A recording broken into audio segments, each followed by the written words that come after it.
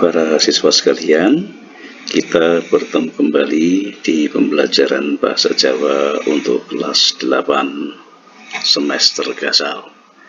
Kali ini kita akan belajar carane ngarang tembang gambuh. Media ini dibuat oleh Pawit SS MPD. Mari kita simak berikutnya. Sadurunge ngarang tembang, perlu dimangerteni luwih dhisik mungguh pathokan utawa paugeraning tembang. Sebelum mengarang tembang, perlu diketahui terlebih dahulu apa aturan atau hukumnya setiap tembang. Sawijine tembang iku kaeket dening paugeran. Sebuah tembang itu diatur atau diikat oleh suatu aturan, yaitu guru gotro, guru wilangan, lan guru lagu. Guru gotro yaiku cacahing gotra utawa larik utawa baris saben sakpada utawa sak bait. Dadi tembang kuwi mligine tembang macapat kuwi beda-beda guru gatrane utawa gunggunge jumlahe larik ing saben tembange. Tuladhane tembang Dhandhang Kula kuwi ana 10 gotra utawa 10 larik utawa 10 baris. Mas Kumambang ana 4 gotra utawa 4 baris, Pocong ana 4 gotra, Pangur ana 7 gotra lan sapanunggalane. Nah, tembang gambuh sing arep disinau iki dumadi saka 5 gotra utawa 5 baris. Guru wilangan lan guru lagu. Guru wilangan kuwi cacahing wanda utawa sukata saben sak gotra utawa setiap baris. Dene guru lagu iku tibaning swara ing pungkasaning gotra atau vokal terakhir pada setiap baris. Analisis paugeran tembang gambuh. Mari kita analisis pertama bagaimana aturan atau patokan tembang gambuh itu. Coba diperhatikan. Sekar gambuh ping catur. Kalau kita hitung ada 1, 2, 3, 4, 5, 6, 7. Dia ada 7 suku kata berakhir pada ini vokal U. Kemudian kang cinatur polah kang kalantur. Ada 10 suku kata berakhir pada vokal U. Kemudian tanpa tutur katulo tulo katali. Ada 12 suku kata berakhir pada vokal I.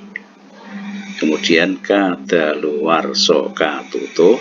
Ada 8 suku kata berakhir dengan vokal U, dan yang terakhir adalah kapatuh pan dadi awon. Ada 8 suku kata berakhir dengan O. Nah, gampang toh? Gampang sekali untuk menganalisis. Jadi guru gotro tembang gambuh kuwi, jadi jumlah baris tembang gambuh kuwi itu ada 5. Ada 5 ya. Jadi barisnya ada 5, masing-masing baris mempunyai aturan suku kata dan vokal terakhir. Saiki piye carane gawe utawa ndapuk tembang gambuh? Ya kita harus menentukan tema. Tema bisa kita cari banyak sekali tema. Ada alam, ada kegiatan, ada pawarto, ada sejarah, ada kedadian, ada cita-cita, ada sandi asmo, ada pendidikan, kekasan, lan sapanunggalane dan sebagainya. Tema ini sangat luas sekali. Nah, ini contohnya. Contoh pawiyatanku iku panggonanku kanggo luru ngelmu. Saben dina nganti pirang-pirang sasi. Ora bakal leren lamun yen lulus durung kelakon. Nah, jadi sekolahanku itu tempatku untuk mencari ilmu berhari-hari dan berbulan-bulan. Tidak akan pernah berhenti jika belum sampai lulus. Nah, kalau kita lihat tema ini temanya adalah apa? Ya, temanya adalah sekolah. Baik, kita berlanjut pada contoh yang kedua. Di sini ada ini. Nah, gegayuhan uripku, akeh kanca jroning golek ngelmu. Lanang wadon watone tingkahe becik, utama nyenengke kalbu, harga diri nggo waton. Sekilas kita menelik tembung-tembungnya atau kata-katanya ini adalah sebuah tema pertemanan. Tetapi kalau kita lihat, kita bisa cermati, kita coba lihat di awal kalimat.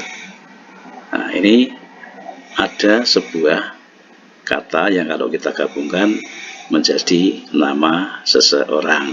Di sini ada nama Galuh. Nah, itu namanya sandi asmo.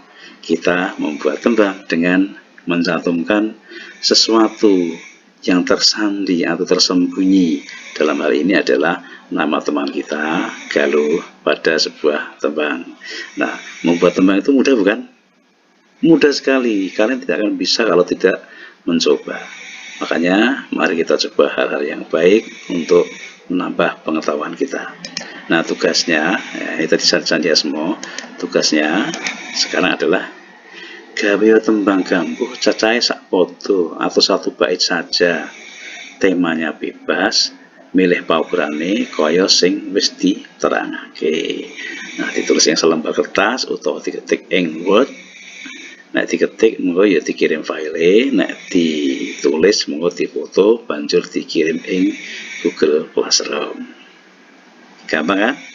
Oke para siswa, itu adalah cara mengarang atau ndapuk tembang Mojopot Gambuh.